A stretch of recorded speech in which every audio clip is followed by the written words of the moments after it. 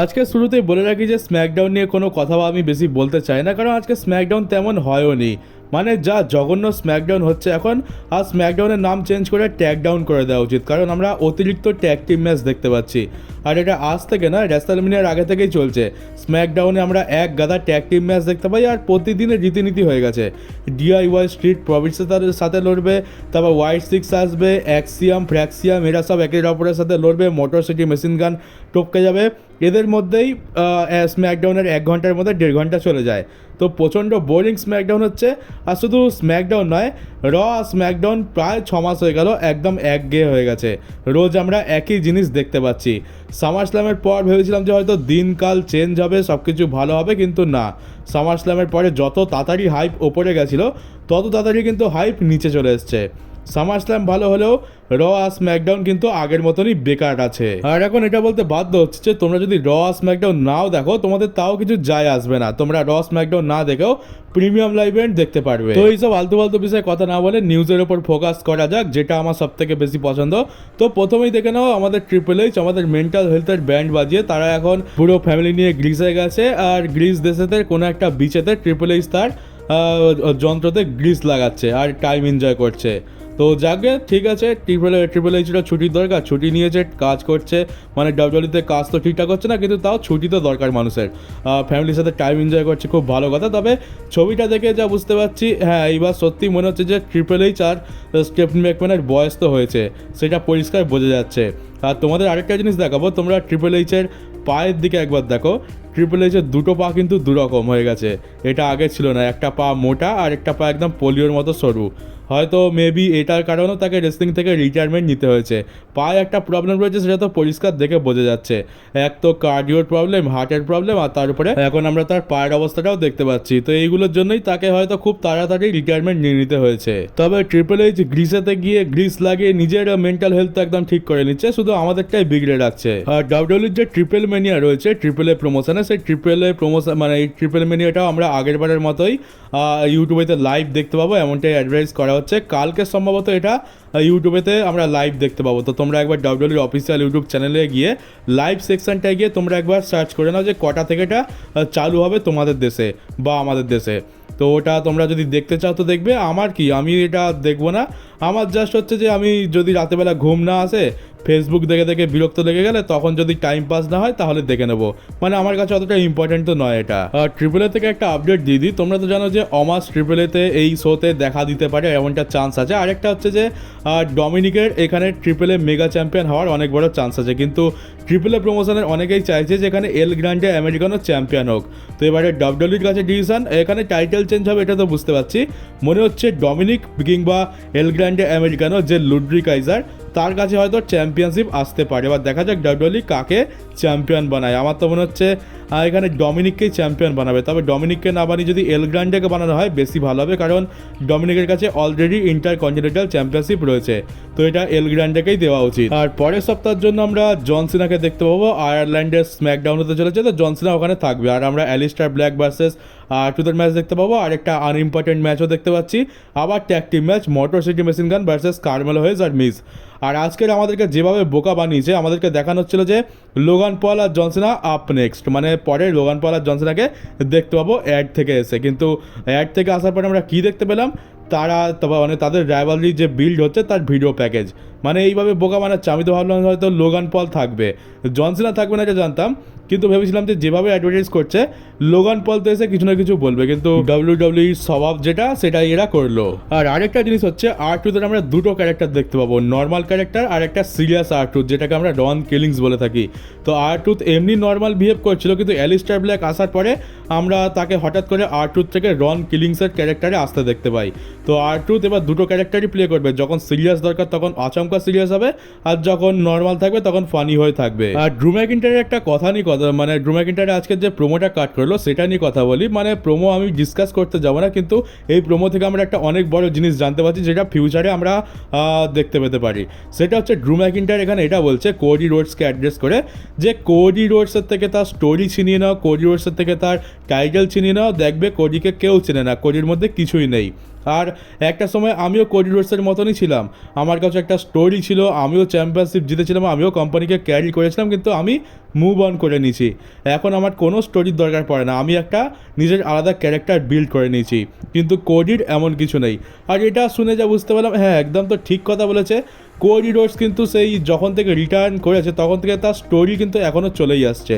Story finish হয়ে গেছে কিন্তু ক্যারেক্টার সেই একই রয়েছে। তো এইটা কবে ডাব্লিউডব্লিউ চেঞ্জ করবে?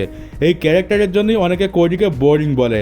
আমি কোডি রোডসের অনেক বড় ফ্যান, কোডিকে সব জায়গায় সাপোর্ট করি, কিন্তু এই জিনিসটা আমারও পছন্দ নয়। ফেস ক্যারেক্টার হোক কিংবা হিল ক্যারেক্টার হোক, ক্যারেক্টারের লেয়ার বলে একটা জিনিস আছে যেটা আমরা ড্রু ম্যাকিন্টায়ারের মধ্যে দেখতে পেয়েছি।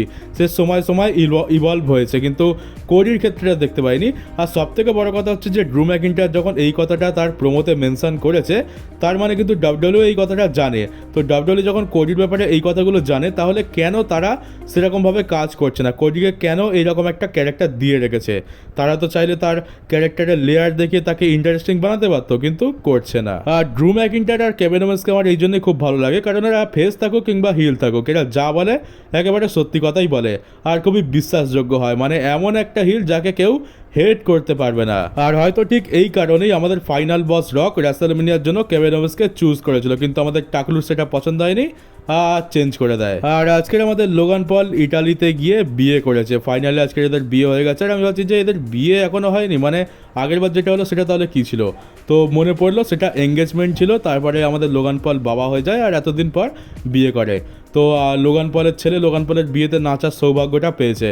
মানে আমেরিকাতে এগুলো সম্ভব, আমেরিকা কি বলবো, এটা তো ইংরেজদের কালচার, এমন একটা কালচার যেখানে প্রথমবার মানে শুনতে তো আজব লাগে, কিন্তু বাপের বিয়েতে ছেলে নাচতে পারে, ছেলে এনজয় করতে পারে, ছেলে গর্ব করে বলতে পারবে যে আমি আমার বাপের বিয়ে দেখেছি, বাপের বিয়েতে ছিলাম, নেচেছি, মদ গিলেছি, খেয়েছি, এনজয় করেছি। আর এখন তো দেখছি এরকম কালচার আমাদের দেশেতেও পাওয়া যাচ্ছে। মানে খুব খারাপ দিনকাল আসছে, আর আমাদের মতো যারা ছেলেপুলে রয়েছে, আমাদের মতো চিন্তাভাবনা যাদের, তাদেরকে মনে হয় ভবিষ্যতে আরও অনেক কিছু দেখতে হবে। আর এবার থেকে আমরা বেশিরভাগ ডাব্লিউডব্লিউ আর এইডব্লিউ শোকে হেড টু হেড কম্পিটিশানে দেখতে পাবো। আর অলরেডি তো দুখানা অ্যানাউন্স হয়ে গেছে, আমরা সেপ্টেম্বর মাসে 20 তারিখে একটা দেখতে পাচ্ছি, তারপরে এনএক্সটির সাথে ফরবিডেন ডোরের হেড টু হেড কম্পিটিশন হচ্ছে, আর ভবিষ্যতে এগুলো আমরা আরও বেশি দেখতে পাবো।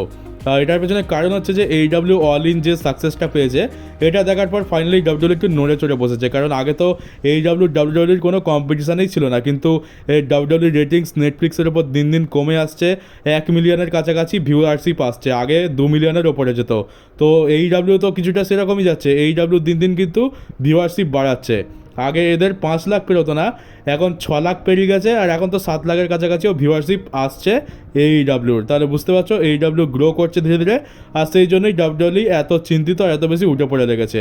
তো নিজেদের প্রোডাক্ট ভালো করলেই তো হয়ে যায়, নিজেদের প্রোডাক্ট যদি ভালো করে দেয় তাহলে ভিউয়ারশিপ আবার সেই 2 মিলিয়নে চলে যাবে। কিন্তু এরা তো সেই সব করবে না, এরা খালি নোট ছাপানোর দিকে ধান্দা, আর তারপর বলবে যে এইডব্লিউ আমাদের রেটিংসের কাছাকাছি চলে আসছে, এবার এইডব্লিউকে পেছাতে হবে, তো আমাদেরকে হেড টু হেড কম্পিটিশন করতে হবে।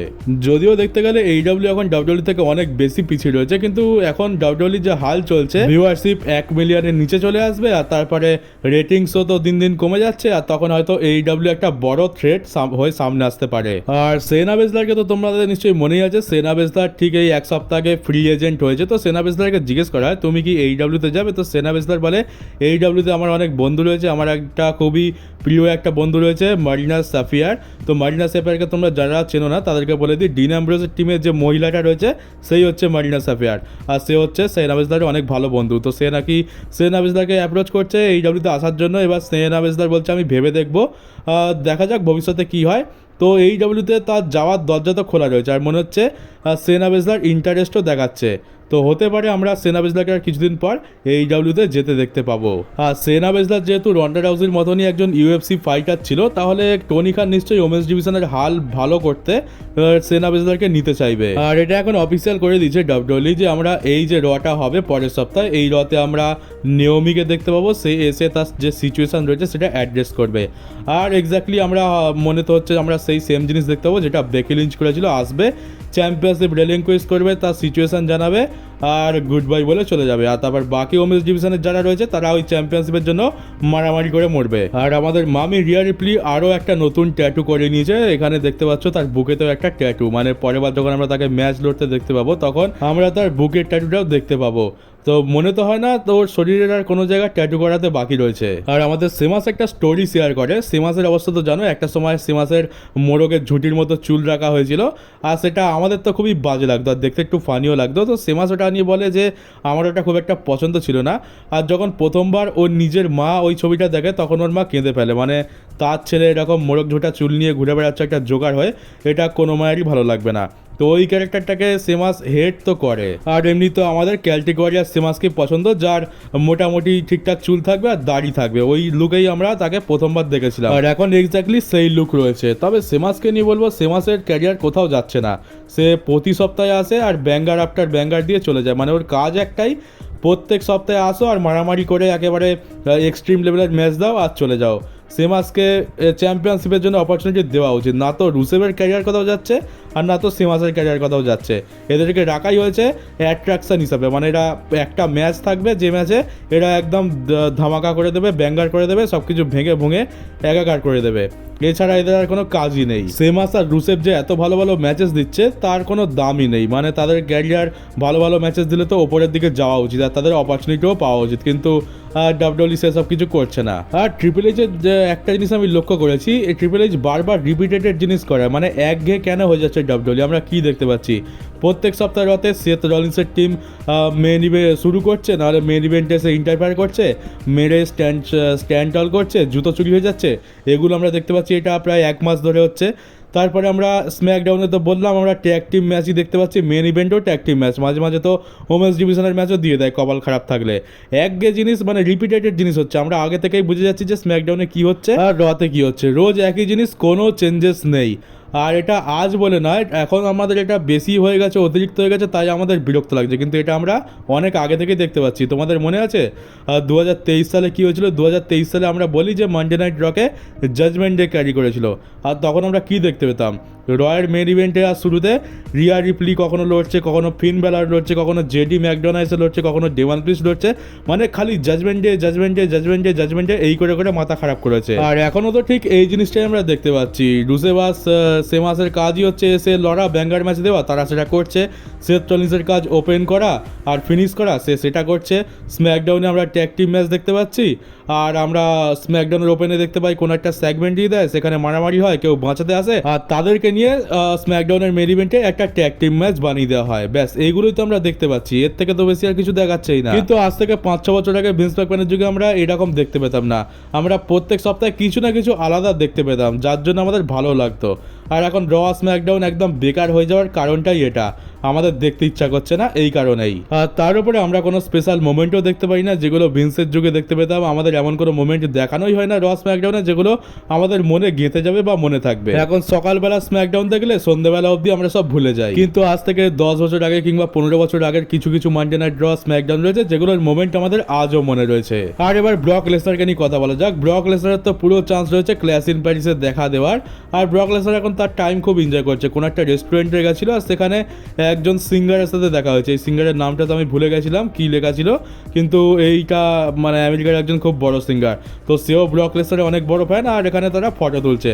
ব্রক লেসনার আগে তো টাইম এনজয় করতো এই যখন অ্যালিগেশন লেগেছিল, কিন্তু এখন একটু বেশি এনজয় করছে, আর ব্রক লেসনারকে বেশ খুশিও লাগছে, সে ফ্রিভাবে ঘুরে বেড়াচ্ছে সব জায়গায়। আর আমরা এটাও দেখছি যে সোশ্যাল মিডিয়াতে সবাই বলছে বয়কট ব্রক লেসনার, কিন্তু বাস্তব জীবনে যখন ব্রক লেসনারকে তারা দেখতে পাচ্ছে তখন তারা কিন্তু তার সাথে হ্যান্ডশেক করতে আর ছবি তুলে সোশ্যাল মিডিয়াতে আপলোড করতে ছাড়ছে না।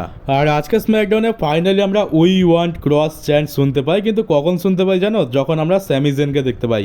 স্যামি জেন সামারস্ল্যামেতে ক্যারিয়ান ক্রসকে হারিয়ে দেয়, আর স্যামি জেনের এগেনস্টেই মানে আমরা যখন ওপেনারে দেখতে পাই স্যামি জেনকে, তখন আমরা উই ওয়ান্ট ক্রসের চ্যান্ট দেখতে পাই, আর তারপর শোতে কোথাও দেখতে পাই না। তারপর একেবারে মেন ইভেন্টে যখন স্যামি জেন আসে লড়াই করার জন্য, ম্যাচ লড়ার জন্য, তখন আমরা উই ওয়ান্ট ক্রসের চ্যান্ট শুনতে পাই।